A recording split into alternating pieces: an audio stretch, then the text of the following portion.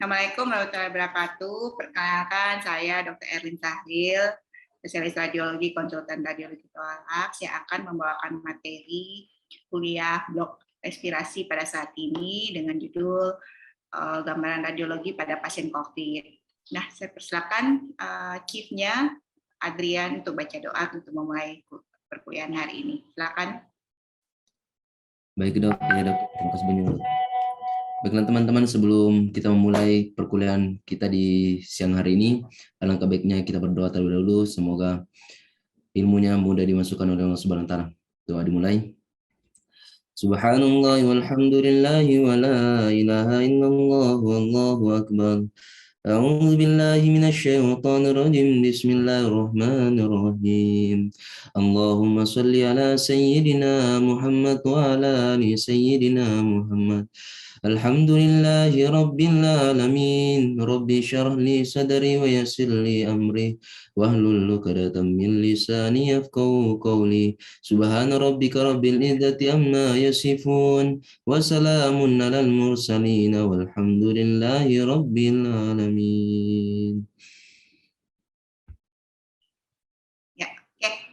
Ini sekarang kita masuk ya pencitraan radiologi pada pasien COVID. Jadi pada perkuliahan hari ini saya harapkan semua setelah selesai nanti bisa memahami atau mengetahui bagaimana sih penanganan pada pasien COVID di bagian radiologi ya. Nah, kalaupun masih ada yang kurang, saya persilakan nanti di akhir presentasi saya ya. Oke, yang penting adalah bagaimana kita mengetahui tujuan dari kuliah ini. Jadi tujuan umumnya itu kita mahasiswa itu harus mampu menjelaskan bagaimana penggunaan modalitas radiologi apa yang kita pilih untuk pemeriksaan pasien-pasien COVID. Nah, persiapannya apa, syaratnya pasiennya harus bagaimana, ya contohnya jangan sampai pasiennya sudah keadaannya buruk, nafasnya sudah satu-satu, sehingga menyebabkan pada saat kita melakukan pemeriksaan radiologi tidak menghasilkan gambar yang akurat. Jadi kita mendapatkan gambaran yang tidak baik untuk didiagnostik. Oke, salah satunya itu. Nah, kalau tujuan khususnya, ya salah satunya lagi setelah modalitas, persiapan, terus harus juga mampu menjelaskan indikasinya apa. Nah, indikasi tentunya terutama ke pasiennya. Ya, kalau kontraindikasi saya anggap tidak ada ya. Selama pasien keadaannya masih baik, masih kooperatif, ya. Di situ bagaimana mahasiswa mampu membedakan gambaran pasien COVID, penyakit lain yang menyerupai penyakit respirasi lainnya, ya. Ini kita masuk. Jadi kita tahunya ya sejarahnya COVID dimulai pada akhir 2019. Itu menyebar ke seluruh dunia. Nah, walaupun sekarang saya ambil data ya, ini data di per 2022 di bulan Februari, datanya sudah mulai menurun kembali dan akhir ini semakin lama semakin menurun. Alhamdulillahirrahmanirrahim. Lagi kita anggap masyarakat kita juga sudah kooperatif melakukan vaksin sampai tahap ke booster. Nah, pemeriksaan radiologi. Nah, pemeriksaan radiologi di sini masih kita pakai dua modalitas ya, modalitas X-ray atau fototoraks standar, atau kita yang gold standarnya atau terbaiknya adalah biasanya kita pakai adalah CT scan. Alatnya CT scan, scan toraks. Nah, sebenarnya bedanya di mana? Sebenarnya kalau fototoraksnya, walaupun kita masih menemukan fototoraks, kita yakin itu normal, itu kita masih bisa menggunakan fototoraks sebagai lini pertama atau pemeriksaan pertama untuk pasien COVID.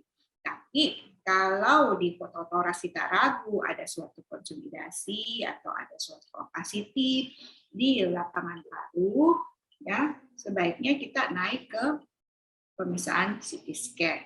Nah, di CT scan kita bisa lihat dengan baik slice per slice pada pasien COVID. Jadi dengan ada opacity yang halus pun kita sudah bisa deteksi.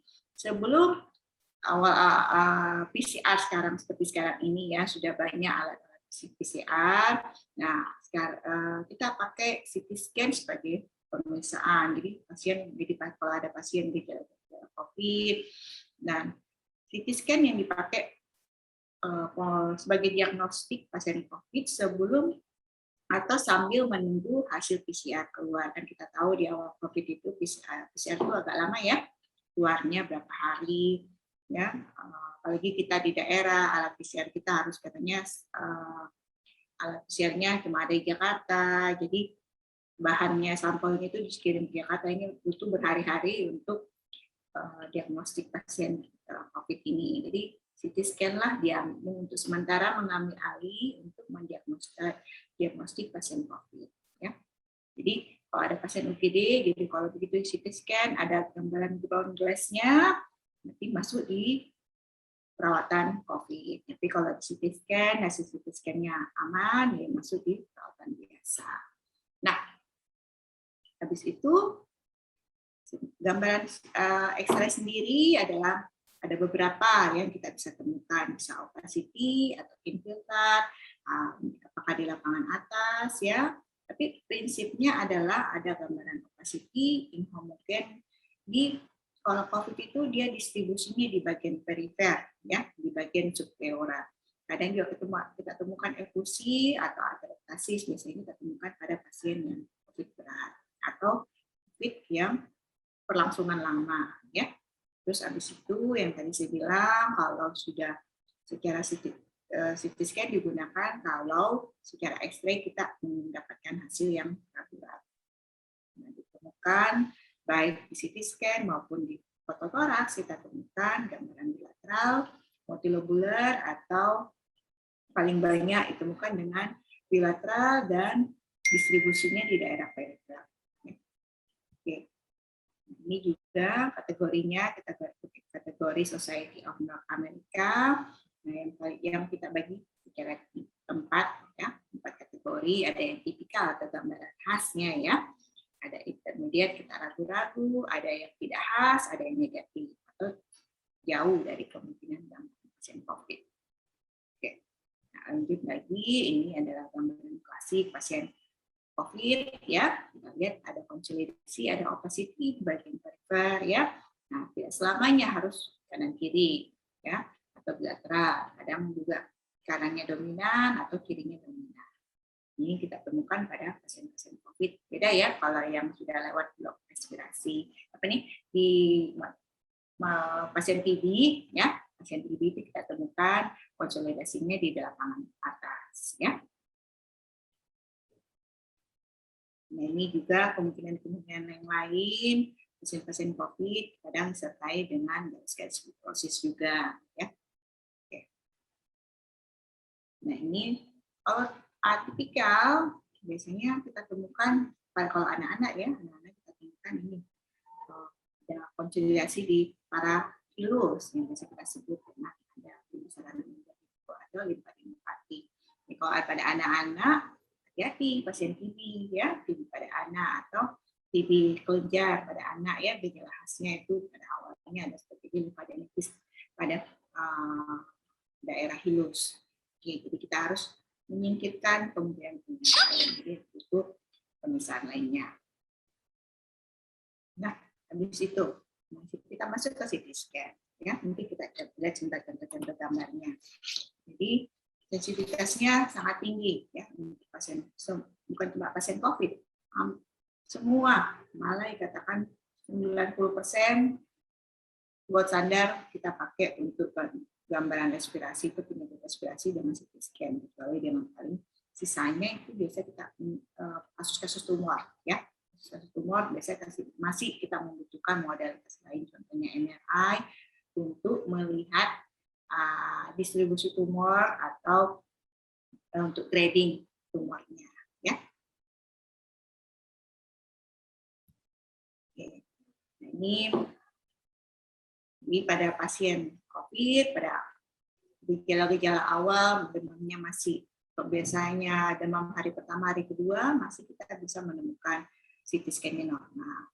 Hanya pada hari kedua juga kita temukan 50-50, sekitar 56% yang ada gambaran opacity-nya. Oke. Itu ini dilakukan penelitian ya pada saat COVID, pertengahan COVID kita sudah dapat paling banyak adalah kedua paru ya dan distribusinya di subpleura ya, subpleura atau di perifer. Oke. Ini tadi ada pembagian secara fototoraks, ini juga ada pembagian pada pasien COVID dengan pemeriksaan CT scan. Ini sama 4 macam juga. Nah, secara CT scan kita lihat ya perbedaan yang mana sih ground glass. Nah, ini kasih contoh ya. Yang ground glass itu seperti ini. Jadi ini ada subpleura, ini pleura maksudnya ya. Ini pleura, di bawahnya ada subpleura. Nah, ini ada opacity. Ini kita sebut ground glass. Nah, ini bagian B kita sebut dengan tracing pattern, itu maksudnya konsolidasinya lebih padat daripada yang ground glass. Nah, kalau yang konsolidasi itu lebih padat lagi daripada pasien. Nah, biasanya kalau pasien-pasien COVID berat nih kita temukan seperti ini, ya. Terus lokasi, selain lokasi atau luas yang terkena terjadi opacity itu kita perlu dia sampaikan ke klinisi. Ini kira-kira seberapa luas ya, nah, ringan beratnya dan konsolidasinya di kedua paru. Nah, dan kita juga harus sampaikan komplikasinya yang lain. Misalnya kalau pasien-pasien COVID itu sering disertai dengan komplikasi, contohnya atelektasis atau bronkiektasis atau terjadi fibrosis. Ya, sering itu kita temukan pada pasien-pasien COVID berat atau sembuh dengan meninggalkan sequel ya. Ini contoh-contohnya pada pasien COVID ya, ada yang simpati, ada yang ground glass ya, misalnya. Ini prinsipnya adalah distribusinya. Itu tadi saya bilang ya distribusinya di daerah perifer. Nah, tadi yang fototoraks tadi yang pertama yang contoh pasien COVID ya. Nah, itu kita lihat ya, awalnya kita menemukan konsolidasinya di perifer. Nah, di CT scan pun juga begitu. Perifer ini yang dimaksud di bawah pleuranya langsung kita temukan. Nah, kalau kita bilang perifer, inilah daerah perifernya. Kalau daerah sentral yang dekat-dekat bronkus, ya, daerah sini. Itu biasanya kita temukan pada pasien pneumonia yang bakteri. Ini contoh-contoh saja, kita masuk ke lainnya ya. Ini kita bisa temukan pasien yang berat, sembuh, tinggal hanya temukan cicatrix dan bronkiektasis. Jadi biasa pasiennya masih ada yang sesak. Walaupun hasil PCR-nya sudah negatif. Ya. Nah, ini yang non-COVID, ya ini pasien hidup banyak paru, kita temukan dengan kavitas dinding tebal, ya dinding tebal. Pasien-pasien COVID juga tidak ada kita temukan dengan kavitasnya dinding tebal. Ya. Oke. Nah, bedanya lagi kalau pneumonia kan tergantung bagiannya juga. Nah, ini tadi saya bilang di daerah sentral atau dekat-dekat di cabang-cabang bronkus awalnya ya, atau di bagian segmental awal di bagian perifer itu biasanya area bronkiolus. Oke. Kita masuk ke contoh kasus. Nah, ini contohnya pada pasien viral ini kita dapat ini pasiennya di rumah sakit kita sini ya, rumah sakit Kepolisian Bayangkara. Ini pasien COVID kita temukan di bagian perifer ini opacity ya. Opacity perifer sini harus kita bandingkan antara kanan dan kiri. Jadi kalau ada kita temukan opacity, jangan lupa harus menyingkirkan jangan sampai itu opacity-nya dari scapula. Jadi harus kita lihat opacity-nya itu harus betul-betul kalau sudah melewati scapula masih ada lagi, berarti itu adalah suatu opacity ya. Jadi jangan sampai salah persepsi dikira suatu opacity ternyata adalah opacity karena tumpang tindih dari scapulanya ya. Kalau scapula kita foto, kita sarannya kalau saat di foto pasien itu betul-betul memeluk itu kasetnya ya. Jadi itu scapula betul-betul kolateral. Jadi tidak tumpang tindih dengan paru kita. Oke, ini lanjut.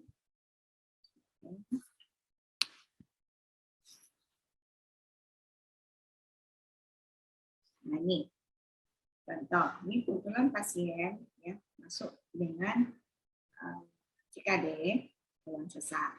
Nah, dilakukan fototoraks, kita temukan gambaran kardiomegali dengan posisi inhomogen yang dominan di daerah masa. Ya, kebetulan dia sesak juga. Nah, setelah ini, cuma karena itu hari masih masa pandeminya masih tinggi-tingginya, tetap kita usulkan melakukan pemeriksaan CT scan untuk menyingkirkan kemungkinan yang lain. Apakah bisa saja pasien PKD, bronkodemonia, edema paru ternyata disertai dengan COVID. Ini dilakukan CT scan, ini kebetulan CT scan-nya, kita CT scan ternyata kita temukan ada opacity ya, dan coba lihat ya, kita temukan ada opacity di daerah perifer sini. Jadi kita bisa menyampaikan ke klinisi bahwa pasien PKD ini walaupun ada edema parunya juga disertai dengan COVID ya, walaupun itu hari memang belum keluar hasil sambil menunggu PCR-nya.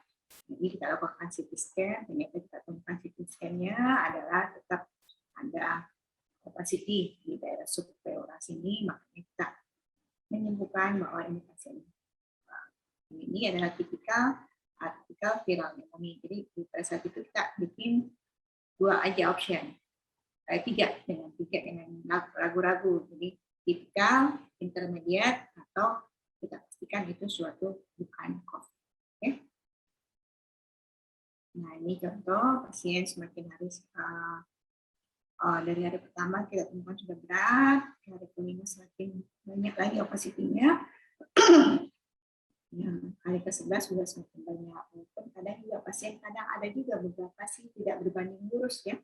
Tidak berbanding lurus antara klinis sama fototoraksnya. Kita lihat fototoraksnya semakin berat, tapi kok klinisnya dia justru baik-baik aja gitu. Ya, justru makanya perlu kombinasi antara klinis sama fototoraks. Dan satu lagi ya. Kita temukan ya, ini pasiennya batuk karena dia riwayat kontak sama pasien COVID. Fototoraks kita lihat masih dalam batas normal. Nanti kita CT scan pasiennya, karena yakin kita karena dia ada riwayat kontaknya, kita CT scan ternyata baru kita temukan suatu opacity di daerah subpleura. Kita pastikan dia adalah tipikal viral. Oke, ini contoh pada pasien BD-nya ya, jangan lupa pasien TB. TB dengan daerah distribusi TB itu dia daerahnya ada apex ya, pertama ada apex dan disertai dengan gastritis fibrosis. Nah, gastritis fibrosisnya ini kita harus bisa nilai, ada yang direct langsung kita temukan gastritis fibrosisnya, ada juga yang tidak. Pas tidak langsung melihat garis fibrosis, kita lihat dampaknya. Dampaknya kita lihat di daerah hilus. Nah, kalau daerah hilus, kalau ada fibrosis pasti ada retraksi, penarikan dari hilus. Itu salah satu tanda juga ada suatu fibrotik. Nah, jadi yang lain adalah pasien edema tadi ya, edema paru. Jadi kita harus yakin ukuran jantungnya akan mengalami pembesaran atau tidak, terus vaskularisasinya meningkat atau tidak, dan distribusi dari opacity dari pasien COVID dengan apakah tanpa edema paru atau tidak, ya kita harus bandingkan dengan scan. Oke. Kita masuk ke kesimpulan. Jadi walaupun secara laboratorium memang terus standar harus ada PCR-nya, CT scan dengan fototoraks bisa membantu mendiagnostik. Kalaupun PCR-nya didapatkan hasil yang normal. Nah, dari CT scan, kalau kita temukan foto X-ray yang normal, harus dilanjut dengan pemeriksaan CT scan. CT scan lebih sensitif dari X-ray, dan X-ray bisa dipakai untuk mengevaluasi perjalanan penyakit. Nah, Dan evaluasi terakhir terbaik adalah menggunakan CT scan untuk meyakinkan akuratnya penyakitnya apakah mengalami pengurangan dari obesiti atau ada komplikasi lain yang menyertai pasien COVID. Oke, rasa itu penyampaian saya ya pada kali ini. Saya persilakan untuk mahasiswa kalau ada pertanyaan, silakan ya. Atau ada yang mau dijelaskan kembali, silakan. Tapi dok, izin bertanya dok. Oke, siapa? Bismillahirrahmanirrahim. Terima kasih atas Nur Fadila ya? Tapi dok, iya dok. Oke. Silakan Nur Fadila, ada yang mau ditanyakan? Tapi dok, ya dok, Bismillahirrahmanirrahim. Terima kasih atas kesempatan yang diberikan kepada saya. Perkenalkan, nama saya Nur Fadila dengan nomor stambuk 110-2021-0159. Tapi dok, Tolong suaranya nak dikasih besar ya. Tapi dok, jadi pertanyaan saya yaitu, kapan sebaiknya pemeriksaan CT scan dilakukan pada pasien yang telah positif COVID, dok? Jadi, kapan dilakukan pemeriksaan CT scan pada pasien COVID? Ya. Kapan sebaiknya pemeriksaan CT scan dilakukan pada pasien COVID, dok? Oke, ya. Sebenarnya CT scan itu kalau kita bicara baiknya ya, kita baiknya itu memang adalah pada awal pasien bergejala COVID ya, kita lakukan pemeriksaan CT scan, terus habis itu sama yang paling utama adalah di pertengahan sama di akhir. Jadi kalau pasiennya sudah mau pulang atau pasiennya sudah dinyatakan sembuh ya. Cuma kita tahu ya CT scan ini buat efek radiasinya tinggi dibandingkan dengan pemeriksaan X-ray. Jadi makanya CT scan sekarang itu kita pakai sebaiknya adalah pada saat evaluasi terakhir. Jadi evaluasi terakhir kita gunakan CT scan untuk atau pasiennya pada mau pulang ya, mau pulang dari rumah sakit yang biasanya pasiennya suruh kontrol tuh ya, dikontrol kembali di poli. Jadi pada saat pulang kita mau lihat perbandingannya, kalau ada CT scan awalnya kita bisa bandingkan antara CT scan awal sama CT scan yang terbaru pada saat mau pulang, kita bisa bandingkan apakah mengalami berkurang opacity-nya, apakah bertambah atau menetap atau disertai dengan komplikasi. Ya, nah itu sebaiknya begitu supaya kita bisa lihat perbandingannya, karena tidak bisa dibandingkan antara foto toraks dan CT scan, nggak bisa. Ya, itu hal yang berbeda, jadi tidak bisa dibandingkan. Jadi kalau sebaiknya ada CT scan di awal sama ada CT scan terakhir. Supaya kita bandingkan, habis itu di tengah-tengah, kalau ada perburukan, kita biasanya sih pakai fototoraks ya, untuk mengurangi dampak radiasinya terhadap pasien, ya, radiasi X-ray-nya. Jadi itu yang terbaik sih sebenarnya itu. Nanti kontrolnya, biasanya kontrolnya itu sebulan kemudian atau 2 bulan kemudian. Misalnya tergantung juga pasiennya. Kalau dia rasa sudah ada perbaikan atau klinisnya, kita bisa CT scan lagi, biasanya sih minimal paling tidak 2 bulan. Kalau 1 bulan misalnya terlalu cepat. Tergantung juga berat ringannya pada saat pasien pulang. Ya. Jadi kalau kita lihat, ternyata dari awal sama yang terakhir, ternyata yang terakhir ini signifikan pengurangannya dan kita anggap sedikit, sangat minimal, jadi kita tidak anjurkan lagi CT scan, ya, kayak gitu.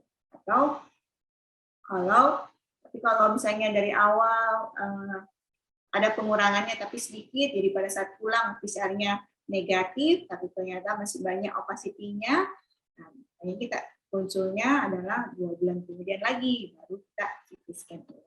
Saya itu ya. Lalu dok, ya dok, terima kasih atas jawabannya dok. Oke. Ya, silakan. Ada yang lagi tanyakan? Tabe dok, izin bertanya dok. Ya, oke, silakan. Siapa? Bismillahirrahmanirrahim. Assalamualaikum warahmatullahi wabarakatuh. Perkenalkan, nama saya Sugiyarti Tahir dari Stambuk 110 dari 210268. Tapi dok, jadi pertanyaan saya yaitu pada keluhan pasien COVID-19, apakah sudah sembuh secara klinis atau hasil PCR-nya sudah negatif? Nah, kemudian pada fototoraks sudah tidak ditemukan opacity inhomogen lagi atau sudah normal dok? Mungkin itu saja dok. Ya, jadi banyak ya. Jadi kalau pasiennya dinyatakan sembuh atau PCR-nya sudah negatif, bukan berarti di fototorasnya atau maupun di CT scan-nya itu paru-parunya sudah bersih, ya. Jadi tidak selamanya bersih, tergantung berat ringannya pasien, gejalanya pasien pada saat dia dirawat atau menderita. Jadi makanya saya bilang kalau di fototoraksnya atau di CT scan-nya pada saat mau pulang ya dinyatakan sembuh tinggal minimal sekali atau masih ada opacity, itu biasanya kalau sudah minimal biasanya berikutnya kita nggak usulkan lagi untuk CT scan atau fototoraks ya. Tapi kalau masih banyak, lebih baiknya kita fototoraks ulang atau CT scan ulang, tidak 2 bulan. Jadi kalau pasiennya bukan berarti kalau pasiennya sembuh bebas COVID ya. Misalnya kalau PCR kan itu mendeteksi virusnya di dalam darah ya, di dalam swab antigennya. Jadi mendeteksi DNA-nya virus. Kalau itu sudah tidak terdeteksi secara PCR, nah, itu masalahnya adalah dampak di jaringan paru-parunya itu masih ada. Jadi biasanya itu yang masih tertinggal. Jadi proses penyembuhan itu biasanya kalau pasiennya berat, biasanya penyembuhannya lebih lama daripada yang kalau gejalanya yang ringan. Oke, serasa itu. Ya. Tapi dok, terima kasih banyak dok.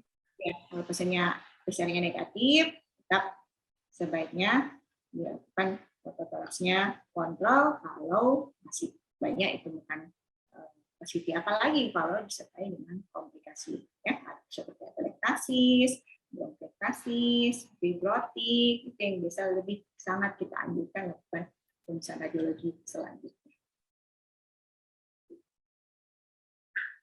Oke, jadi rasa pertanyaan kita cukup ya. Jadi penilaiannya untuk perkuliahan kali ini nanti tetap melalui penilaian CBT dan maupun penilaian secara OSCE. Jadi kalau CBT soal tanya jawabnya, kalau OSCE biasanya sambil kalian menjelaskan fototoraksnya, biasanya kan kita sambil nanya-nanya tuh. Jadi kita nilai, yang dinilai adalah 2 hal.